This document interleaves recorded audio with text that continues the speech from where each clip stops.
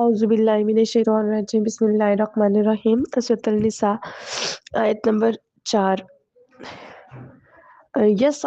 کا پوچھتے ہیں آپ سے، ماذا کیا اوہلا حلال کیا گیا ہے، لہم ان کے لیے، کل آپ فرمائیے اوہلا حلال کی گئی ہیں، لکم تمہارے لیے، الطیبات پاک چیزیں۔ اے رسول مکرم صلی اللہ علیہ وآلہ وسلم، لوگ آپ سے پوچھتے ہیں کہ ان کے لیے کیا حلال کیا گیا ہے، آپ فرمائیے کہ تمہارے لیے پاک چیزیں حلال کی گئی ہیں۔ اس کی ذرا تفسیر دیکھ لیتے ہیں کہ حرام چیزوں کے بیان کے بعد صحابہ کرام رضی اللہ تعالیٰ عنہ نے حلال چیزوں کے بارے میں سوال کیا۔ قرآن مجید نے اس کا جواب یہ دیا کہ سب پاک چیزیں حلال ہیں، اور پاک چیزیں وہ ہیں جن کو ذوق سلیم پسند کرے، یعنی جس کی آپ کو عقل پسند کرے اور شریعت نے انہیں حرام نہ قرار دیا گیا ہو۔ دوسری جگہ اللہ تعالیٰ نے ارشاد فرمایا، وہ رسول مکرم صلی اللہ علیہ وآلہ وسلم اور ان کی طیب چیزوں کو حلال کرتا ہے، یعنی پاک چیزوں کو حلال کرتا ہے، اور خبیث یعنی گندی چیزوں کو حرام فرماتا ہے۔ انسانوں میں سب سے زیادہ ذوق سلیم رکھنے والے انبیاء کرام علیہ السلام ہیں، اور اللہ تعالیٰ کے عطا کردہ علم کے مطابق کسی چیز کے فائدہ اور نقصان کو بھی زیادہ جاننے والے ہیں۔ لہٰذا جن چیزوں کو حضور پاک صلی اللہ علیہ وآلہ وسلم نے طیب فرمایا وہی حقیقت میں پاکیزہ ہے، اور جن چیزوں کو حضور پاک صلی اللہ علیہ وآلہ وسلم نے خبیث قرار دیا ہے وہی حقیقت میں ناپاک ہے۔ حلال کون سی چیزیں، یعنی ہر چیز کے بارے میں حلال ہونے کا نہیں کہا گیا کہ یہ بھی حلال ہے، یہ بھی حلال ہے، یہ بھی حلال ہے، یہ بھی حلال ہے، ایسا نہیں فرمایا گیا، بلکہ جو چیزیں حرام ہے شریعت نے ان کو واضح کر دیا، کیونکہ حرام کم ہے اور حلال زیادہ ہے، تو ہر وہ چیز جس کو شریعت نے حرام نہ قرار دیا گیا ہو وہ حلال ہے، اور جو خبیث نہ ہو یعنی گندی نہ ہو تو وہ چیز کیا ہے آپ کے پاس حلال ہے۔ مطلب کچھ چیزیں بظاہر ایسی ہیں جن کو شریعت نے حرام نہیں قرار دیا، لیکن بظاہر ہماری عقل ہی تسلیم نہیں کرتی کہ وہ چیز جو ہے نا انسان کھا سکتا ہے، وہ اتنی گندی ہے چیز، اس کا حرام ہونے کا تذکرہ تو نہیں ہے لیکن وہ گندی ہے، خبیث ہے، تو پھر وہ چیز بھی جو ہے نا وہ کھانا جائز نہیں ہے، وہ حلال چیزوں میں شمار نہیں ہوگی۔ نیکسٹ دیکھتے ہیں، وما اور جو علمکم سکھایا ہے، نہیں سوری جی، وما اور سکھایا ہے، تم نے جنہیں من الجوارح شکاری جانوروں سے، مکلبین شکار پکڑنے کی تعلیم دیتے ہوئے، تو علمونہن تم سکھاتے ہو انہیں، مما وہ جو علمکم سکھایا ہے تمہیں اللہ نے، فکولو تو کھاؤ، مما اس میں سے جسے امسکنا پکڑے رکھے، علیکم تمہارے لیے، وذکروا اور لیا کرو، اسم اللہ کا نام، علیہ اس جانور پر، واتقوا اللہ اور ڈرتے رہو اللہ سے، ان اللہ بے شک اللہ تعالیٰ سریع الحساب بہت تیز حساب لینے والا ہے۔ اور جن شکاری جانوروں کو تم نے شکار پکڑنے کی تعلیم دیتے ہوئے، سیدھا یا ہوا یعنی تم انہیں وہ طریقہ سکھاتے ہو جو اللہ تعالیٰ نے تمہیں سکھایا ہے، بس جس شکار کو وہ تمہارے لیے پکڑ رکھے تم اس میں سے کھا سکتے ہو، اور اس جانور پر جس کو شکار پکڑنے کے لیے چھوڑا جا رہا ہے اللہ تعالیٰ کا نام لیا کرو، اور اللہ تعالیٰ سے ڈرتے رہو، بے شک اللہ تعالیٰ بہت جلد حساب لینے والا ہے۔ اس آیت کی تفسیر دیکھ لیتے ہیں کہ سدھائے ہوئے شکاری جانوروں سے مراد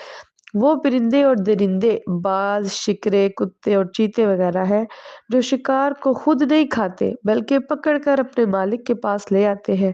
ایسے سدھائے ہوئے جانور کو اگر تکبیر پڑھ کر یعنی اللہ تعالیٰ کا نام لے کر چھوڑا جائے تو اس کا شکار کیا ہوا جانور اگر زندہ ملے تو اسے تکبیر پڑھ کر ذبح کیا جائے، اور اگر زخمی ہو کر مر جائے تو بھی وہ حلال ہوگا، کیونکہ شکاری جانور کو اس پر چھوڑتے وقت تکبیر پڑھی گئی تھی۔ اسی طرح تیر اور بندوق چلاتے وقت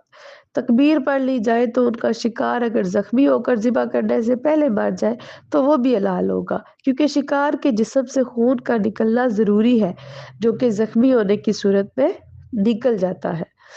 نیکسٹ دیکھیں، الجوم آج اہلا حلال کی کر دی گئی ہے، لکم تمہارے لیے، الطیبات پاکیزہ چیزیں،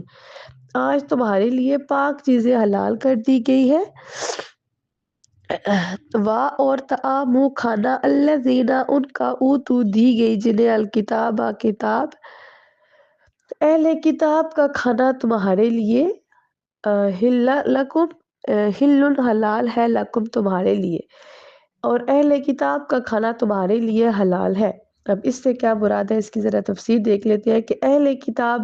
یعنی یہودی اور عیسائی حضرات کے ذبح کیے ہوئے جانور کا گوشت کھانا حلال ہے، بشرطیہ کہ انہوں نے ذبح کے وقت اللہ تعالیٰ کا نام لیا ہو، اور اگر اہل کتاب ذبح کے وقت غیر اللہ کا نام لے تو اس ذبیحہ کے متعلق حضرت حسن بصری کا قول یہ ہے کہ اگر کوئی خود سے کہ اہل کتاب نے غیر اللہ کا نام لے کر ذبح کیا ہے تو وہ اسے نہ کھائے، اور اگر خود نہ سنے تو اس کا کھانا حلال ہے، کیونکہ اللہ نے اس کو حلال فرمایا ہے، اور اللہ تعالیٰ بہتر جانتا ہے کہ اہل کتاب ذبح کے وقت کیا کہتے ہیں۔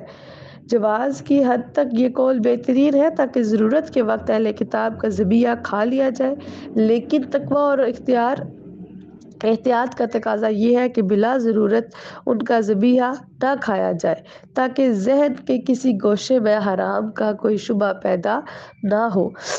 ایک طرف مطلب یہ بتایا گیا ہے کہ ان کا ذبح کیا ہوا جو ہے وہ حلال ہے، کیونکہ دیکھیں اہل کتاب کون سے لوگ ہوتے ہیں جو باقی آسمانی کتابوں کو تو مانتے ہیں لیکن قرآن پاک کو نہیں تسلیم کرتے، تو وہ اللہ تعالیٰ پر تو مانتے ہیں، اللہ تعالیٰ کو تو مانتے ہیں، تو وہ ذبح کرتے وقت اللہ کا نام لیتے ہیں، تو اس لیے بتایا گیا ہے کہ جب ان کا ذبح کیا ہوا جانور ہے وہ کھانا حلال ہے۔ لیکن ساتھ جب بھی بات بتائی گیا ہے کہ اگر آپ نے خود سنا کہ اس نے غیر اللہ کا نام لیا ہے اہل کتاب نے، تو پھر آپ اس کو نہ کھائیں، اور اگر آپ نے نہیں سنا تو پھر آپ اس کو کھا لیں، کیونکہ اللہ تعالیٰ نے تو اس کو حلال فرمایا ہے۔ اور دوسری بات یہ بھی سمجھائی جا رہی ہے کہ اگر تو ضرورت ہے تو آپ کھائیں، اگر ضرورت نہیں ہے تو پھر آپ نہ کھائیں، کیونکہ ہو بھی سکتا ہے کہ انہوں نے دوسرا کوئی نام لیا ہو، تب اگر آپ نے کسی سے کہا ہے کہ انہوں نے غیر اللہ کا نام لیا ہے تو کہیں آپ کے دل میں یہ شبہ نہ جائے کہ میں نے حرام نہ کھا لیا، تو ضرورت بھی نہیں ہے اتنی مطلب کھانے کی، اگر تو ضرورت ہے آپ ایسی جگہ پہ ہیں جہاں پہ اہل کتاب بھی ہے اور انہی کے ذبح کیے ہوئے جانور آپ نے کھانے ہیں تو پھر آپ کھا سکتے ہیں، وہ حلال ہے، لیکن بلا ضرورت پرہیز کریں۔ بہرحال جو اہل کتاب جانور کو باقاعدہ ذبح نہ کریں اور اس کا خون نہ بہائیں بلکہ کسی اور طریقے سے جانور کی زندگی ختم کر دیں تو اس کا کھانا حلال نہیں ہوگا۔ نیز اہل کتاب غیر اہل کتاب بت پرست مجوسی مرتد مشرک وغیرہ کا ذبح کیا ہوا جانور بھی حلال نہیں ہوگا۔ میری اہل کتاب کا تو حلال ہے، لیکن اہل کتاب کے علاوہ باقی جتنے بھی ہیں تو مشرک ہے، مرتد ہے، مجوسی ہے جو آگ کی پوجا کرتے ہیں، بت جو بتوں کی پوجا کرتے ہیں، مرتد جو کسی دین کا پیروکار نہیں ہوتا، اور مشرک جو شرک کرتا ہے اللہ تعالیٰ کے ساتھ، ان کا حلال کیا ہوا جانور ذبح کیا ہوا جانور حلال نہیں ہوگا، کیونکہ وہ کسی بھی آسمانی کتاب یا نبی پر ایمان نہیں رکھتے۔ اگر کوئی انسان جیسے اہل کتاب میں وہ باقی کتابوں پر تو ایمان رکھتے ہیں، تو باقی کتابوں میں بھی تو اللہ تعالیٰ کی تعلیم دی گئی ہے نا،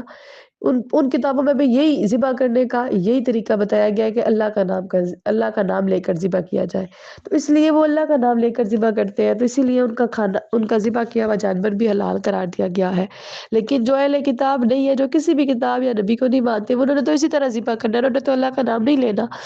تو ان کا ذبح کیا ہوا جانور حلال نہیں ہوگا۔ اہل کتاب کے ذبیحہ کے حلال ہونے کی وجہ یہ ہے کہ اہل اسلام اور اہل کتاب کے درمیان متعدد امور مشترک ہیں، یعنی اکثر جو کام ہے نا وہ ایک جیسے ہیں، مثلا دونوں مذاہب کی کتابیں آسمانی ہیں، اور وہ دونوں اللہ تعالیٰ، انبیاء کرام، فرشتوں، قیامت، جنت اور دوزخ کے قائل ہیں یعنی ماننے والے ہیں۔ اسی طرح بائبل کے مطابق درجہ ذیل جانوروں کے حرام ہونے میں بھی مسلمان اور اہل کتاب مشترک ہے، مثلا مردار، گلا گھونٹنے سے مرا ہوا جانور، درندے کے پھاڑنے سے مرا ہوا جانور، بتوں کے نام پر ذبح کیا ہوا جانور اور خنزیر وغیرہ۔ نیکسٹ دیکھتے ہیں وَطَعَامُكُمْ، اور تمہارا کھانا حل حلال لہم ان کے لیے، والمحصنات، اور پاک دامن، من المؤمنات، مومن عورتیں، والمحصنات، اور پاک دامن عورتیں، من الذین، ان لوگوں کی، اوتوا الکتاب، جنہیں دی گئی کتاب، من قبلکم، تم سے پہلے، اذا جب، آتیتموہن، دے دو تم انہیں، اجورہن، مہر ان کے، محسنین، پاک باز بنتے ہوئے، غیرہ نہ صافحین، بدکاری کرتے ہوئے، ولا متخذی، اور نہ بناتے ہوئے چوری چھپے، اخدانی، آشنا، ومن یکفر، اور جو انکار کرتا ہے، بالایمان، ایمان کا، فقط تو بس، حبط، ضائع ہو گیا، عملہ، اس کا عمل، وہو، اور وہ، فی الآخرۃ، آخرت میں، من الخاسرین، نقصان اٹھانے والوں میں سے ہوں گے۔ اور ترجمہ دیکھتے ہیں، اور تمہارا کھانا ان کے لیے حلال ہے، پاک دامن مسلمان عورتیں اور پاک دامن عورتیں ان میں سے جنہیں تم سے پہلے کتاب دی گئی بھی تمہارے لیے حلال ہے۔ اس کی ذرا تفسیر دیکھ لیتے ہیں کہ اہل کتاب عورت سے نکاح کا مسئلہ بھی یہاں پہ آ رہا ہے۔ مسلمان کے لیے حلال ہے کہ وہ مسلمان عورت سے نکاح کرے یا اہل کتاب عورت سے، لیکن دونوں صورتوں میں اس بات کا خیال رکھے کہ وہ عورت پاک دامن ہو۔ تو اس کا مطلب یہ نہیں ہے کہ بدکار عورت سے نکاح کرنا حرام ہے، بلکہ مرد کو ترغیب دی جا رہی ہے کہ وہ پاک دامن عورت کا انتخاب کرے تاکہ اس کے گھر کے معاملات اور اولاد کی تربیت میں کوئی خلل پیدا نہ ہو، اور عورت کو تنبیہ کی جا رہی ہے، یعنی اس کو بتایا جا رہا ہے، ڈرایا جا رہا ہے کہ وہ بدکاری سے بچا کرے، وگرنہ کوئی شریف آدمی اس سے نکاح نہیں کرے گا۔ نمبر 2، اہل کتاب عورتوں سے مسلمان مردوں کے نکاح حلال ہونے کی وجہ یہ ہے کہ اہل کتاب اور مسلمانوں کے عقائد اور جانوروں کے حلال و حرام ہونے میں متعدد امور یعنی زیادہ امور مشترک ہیں، ایک جیسے ہیں، جیسے کہ گزشتہ پچھلے جو گزرا واشیا اس میں ہم نے پڑھا بھی ہے۔ نیز جن رشتوں سے اسلام میں نکاح حرام ہے، اہل کتاب کے نزدیک بھی ان سے نکاح حرام ہے۔ تفصیل کے لیے بائبل احبار باب 18 آیات 7 تا 19 ملاحظہ ہوں۔ تاہم اہل کتاب مردوں سے مسلمان عورتوں کا نکاح جائز نہیں ہے۔ کیوں جائز نہیں ہے؟ پہلی وجہ کہ خامند اپنی بیوی پر حاکم ہوتا ہے اور مسلمان عورت پر کافر مرد کا غلبہ شرعاً ممنوع ہے۔ عورت پر کس کا؟ مرد جو ہوتا ہے وہ حاکم ہوتا ہے نا، تو اگر عورت جو ہے وہ مرد جو ہے وہ ہے اگر اہل کتاب، تو وہ چونکہ عورت پہ وہ حاکم ہے تو وہ عورت کو اپنی باتوں میں لے آئے گا، وہ اس پر حاکم جو ہوا، ٹھیک ہے، اس کو زیادہ حکمیت ملی ہے، اس لیے جو ہے عورت کو منع کیا کہ وہ اہل کتاب مرد سے نکاح نہ کرے، کیونکہ اگر وہ ایسا کرے گی تو مرد اس کو بھی اہل کتاب کر دیں گے، اس کا عقیدہ بھی بدل دیں گے۔ لیکن دوسری طرف دیکھا جائے تو مرد کو اجازت ہے کہ وہ عورت سے نکاح کر سکتا ہے۔ کیوں؟ کیونکہ مرد جو ہے وہ عورتوں سے شادی کر سکتے ہیں، ٹھیک ہے، عورت اس کے نکاح میں جا سکتی ہے، یعنی اگر عورت جو ہے وہ اہل کتاب ہے تو وہ مسلمان مرد کے نکاح میں جا سکتی ہے، مسلمان مردوں کو اجازت ہے کہ وہ اہل کتاب عورتوں سے نکاح کر لے، لیکن جو مسلمان عورتوں کا جو نکاح ہے وہ اہل کتاب مردوں سے جائز نہیں ہے۔ اب اس کی دوسری وجہ دیکھتے ہیں کہ اولاد اکثر باپ کا مذہب اختیار کرتی ہے، لہٰذا اگر باپ کافر ہو گیا تو مسلمان عورت کے بطن سے پیدا ہونے والی اولاد کے کافر ہونے کا خطرہ زیادہ ہے، جس کا کوئی بھی مسلمان عورت برداشت نہیں کر سکے گی۔ نمبر 3، کوئی بھی اہل کتاب حضور پاک صلی اللہ علیہ وسلم کو نبی نہیں مانتا۔ اگر اس کی بیوی مسلمان ہو تو وہ کسی بھی وقت حضور پاک صلی اللہ علیہ وسلم کی شان میں گستاخی کر سکتا ہے، جو کہ مسلمان عورت کے لیے قابل قبول نہیں ہوگا اور گھر میں فساد شروع ہو جائے گا۔ جبکہ اس کے برعکس اگر مرد مسلمان اور اس کی بیوی اہل کتاب ہو تو مسلمان ہر نبی پر مکمل ایمان رکھتا ہے اور کسی بھی نبی کی توہین اس کے ایمان کے خلاف ہے، لہٰذا مسلمان کے گھر میں اہل کتاب عورت کو ایسی تکلیف دہ صورتحال سے دوچار ہونے کا خطرہ نہیں ہے، بلکہ مسلمان کی زبان سے پہلے انبیاء کرام علیہ السلام کی تعریف سن کر اہل کتاب عورت کے دل میں بھی مزید اس کو سکون ملے گا۔ نمبر 3، اہل کتاب کی تخصیص ہوتا ہے کسی کو خاص کر دینا، سے معلوم ہوا کہ وہ غیر مسلم عورت جو اہل کتاب نہیں اس سے نکاح حلال نہیں ہے۔ اس کی مزید تائید کے لیے قرآن مجید کی وہ آیت تلاوت کریں جس میں اللہ تعالیٰ نے مشرک عورتوں سے نکاح کرنے سے منع فرمایا ہے۔ نمبر 4، اہل کتاب عورتوں سے نکاح حلال ہے تاکہ مسلمان عورت نہ ملنے کی صورت میں اہل کتاب عورت سے نکاح کر لیا جائے، لیکن تقویٰ اور احتیاط کا تقاضا یہی ہے کہ بلا ضرورت اہل کتاب عورت سے نکاح نہ کیا جائے، کیونکہ ایک گھر میں دو مذاہب کا وجود کر کے سکون اور اولاد کے مستقبل کے لیے خطرے ناک ہے۔ ایسی شادی خانہ آبادی کے بجائے بلا خانہ بربادی کا سبب بھی بن سکتی ہے۔ آپ خود اندازہ کریں کہ باپ بچوں کو اپنے ساتھ مسجد لے جائے اور ماں اپنے ساتھ چرچ میں لے جائے تو اولاد کس کے مذہب اختیار کرے گی؟ بالخصوص غیر مسلم ممالک میں جہاں میاں بیوی کے حقوق میں برابری کا تصور کچھ ایسا ہے کہ بعض حالات میں خاوند کو گھر سے نکال دیا جاتا ہے اور وہ ہفتے میں صرف 1-2 گھنٹوں کے لیے اپنے بچوں سے ملاقات کر سکتا ہے۔ نیز برطانیہ میں ایسے واقعات رونما ہو چکے ہیں کہ جس اہل کتاب عورت نے اسلام قبول کیے بغیر کسی مسلمان سے نکاح کیا ہے، بعد میں کسی وجہ سے جب نکاح ٹوٹا تو اولاد قانونی طور پر عورت کے سپرد کر دی گئی اور بالآخر وہ اولاد اسلام سے رشتہ توڑ بیٹھی۔ اپنا اور اپنی اولاد کا ایمان بچانا ہر مسلمان کا فرض ہے اور کسی مسلمان کو ایک جائز کام کے لیے اپنے فرض کو خطرے میں نہیں ڈالنا چاہیے۔ نمبر 5، حضرت حذیفہ نے ایک یہودی عورت سے نکاح کر لیا۔ امیر المومنین حضرت عمر فاروق نے انہیں خط لکھا کہ وہ یہودی عورت کو طلاق دے دے۔ حضرت حذیفہ نے جواب میں لکھا، کیا وہ عورت میرے لیے حرام ہے؟ تو اس پر حضرت عمر نے لکھا کہ یہودی عورت سے نکاح حرام نہیں ہے، لیکن مجھے خطرہ ہے کہ تم لوگ اہل کتاب کی بدکار عورتوں سے بھی نکاح نہ کر بیٹھو۔ اس طرح مسلمان گھروں میں بدکاری پھیلنے کا خطرہ ہے۔ ایسے بھی ہو سکتا ہے کہ مسلمان اہل کتاب عورتوں کے حسن و جمال یا مال و دولت کی وجہ سے مسلمان عورتوں پر اہل کتاب عورتوں کو ترجیح دینے لگے، جس سے مسلمان عورتوں کے لیے مشکلات پیدا ہو سکتی ہے۔ بہرحال اس کے متعلق میرا نقطہ نظر یہی ہے کہ جس کو کوئی مسلمان عورت مل جائے وہ غیر مسلم عورت سے شادی نہ کرے، اور جس کو کوئی مسلمان عورت نہ مل سکے وہ پاک دامن اہل کتاب سے شادی کر لے، مگر اپنی اور اپنی اولاد کے ایمان کو بچانے کے لیے ٹھوس منصوبہ بندی کرے۔ نیکسٹ دیکھتے ہیں اسی آیت کا جو ریمیننگ پارٹ ہے کہ جب کہ تم ان پر مہر نہیں ادا کر دو پاک باز بنتے ہوئے، نہ کہ اعلانیہ بدکاری کرتے ہوئے اور نہ چوری چھپے آشنا بناتے ہوئے۔ اس کی تفسیر دیکھ لیتے ہیں کہ مرد اور عورت کا جنسی تعلق ایک فطری عمل ہے۔ اسلام اس تعلق کی قدر کرتا ہے اور باعزت طریقہ کارگی کی رہنمائی کرتا ہے، یعنی مرد باقاعدہ لوگوں کے سامنے نکاح کرے، عورتوں کے حقوق کی پاسبانی کرے اور کسی بھی عورت چاہے وہ مسلمان ہو یا غیر مسلم سے اعلانیہ یا خفیہ بدکاری کا ارتکاب